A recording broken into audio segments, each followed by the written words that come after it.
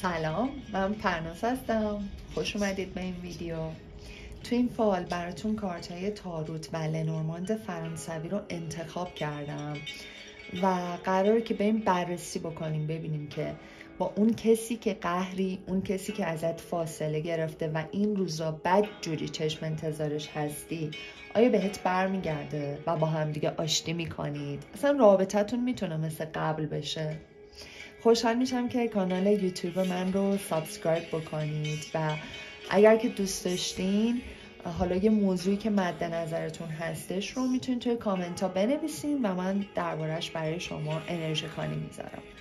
درباره کانال قبلی باید بگم که خب به خاطر یه سری چالش ها این کانال بسته شد و خب من تصمیم گرفتم که این کانال رو مجددا راه اندازی بکنم و اینجا بتونیم در کنار هم دیگه باشیم. خوشحال میشم که من رو حمایت بکنید که بتونیم با انرژی بیشتری انرژی خوانی های خیلی بهتری رو در کنار هم دیگه داشته باشیم. نیت بکنید به نیت برگشت و آشتی.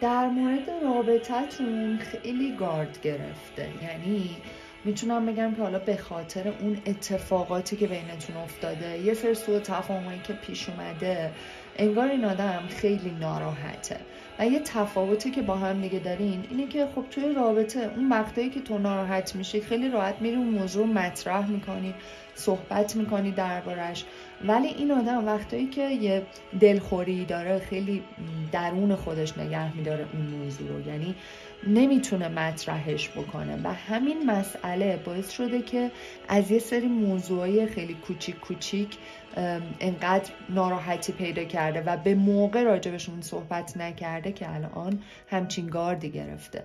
منظور این که شاید مثلا یه موضوع خیلی پیش پا افتاده بین شما دو نفر پیش اومده که باعث شده از هم فاصله بگیریم و حالا کات بکنید، ولی داری رفتارهای ازش میبینی، واکنشهای ازش میبینی که حس میکنی اصلا موضوع فراتر از این حرف هست.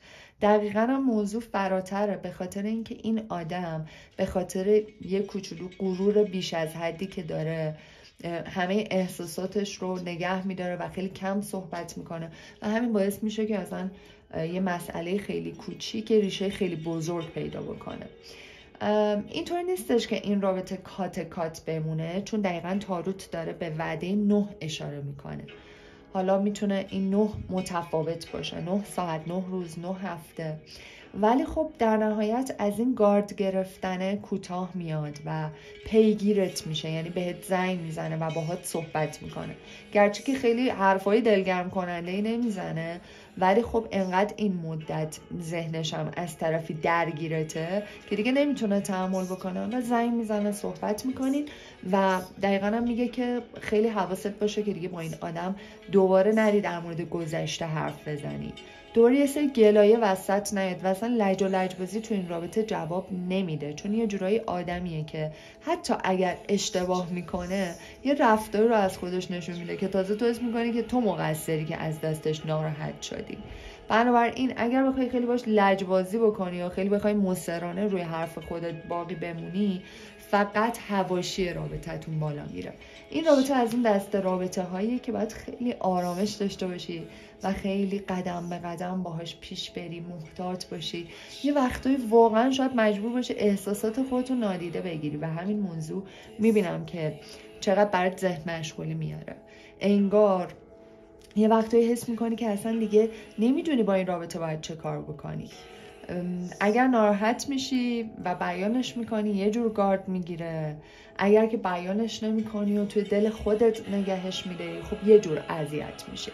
ولی نگران نباش، اون مسیر درست رو تو این رابطه پیدا میکنی. شاید یکم سختی تو نسبت به حالا بقیه رابطه هایی که تا به الان داشتی یا حتی نسبت به اون رابطه‌ای که توی ذهنت دربارش فکر میکردی بیشتر باشه. ولی خب مهم اینه که عشق و علاقه دو طرفه توی این رابطه دیده میشه. یعنی درسته که یه لبه های تاریکی توی این موضوع وجود داره، ولی خب از اون طرف هم این آدم احساساتیه، آدمیه که اتفاقا برعکس اون رفتارهایی که نشون میده خیلی زود وابسته میشه و خیلی هم زود رنجه و میبینم که حالا اون دوست داشتنش هم به تو واقعی، یعنی شاید حتی یک لحظاتی رو در کنار این آدم داری تجربه میکنی که قبلا در کنار کسی دیگه‌ای نداشته و بهش فرصت بده، چون اون استکاکایی که بینتون به وجود اومده کم کم رفع میشه. و خب اگر که این بار بهت زنگ زد و پیگیرت شد، سعی کن که اصلا دنبال یه شروع تازه باشی. یعنی اون حرفایی که توی گذشته بوده اونا رو رها بکنی، چون اصلا گفتنشون هیچ فایده‌ای نداره، هیچ چیزی رو درست نمیکنه. یعنی با یه تجربه خیلی بیشتری، با پختگی بیشتری تو این رابطه پیش برو. ولی همین الانش با وجود اینکه ظاهر خودش رو خیلی سفت و سخت نشون میده، اما دلتنگته و دوستت داره و با همدیگه هم اوکی میشین. حتی اینجا لنورماند هم همینو میگه که یک انرژی خوب به رابطه شما دو نفر برگشت پیدا میکنه و از اون انسدادایی که بینتون بوده خارج میشین. حتی یه دیدار و ملاقات خیلی عاشقانه‌ای براتون پیش میاد که هر دوتاتون حس میکنید که چقدر دلتنگ همدیگه بودین.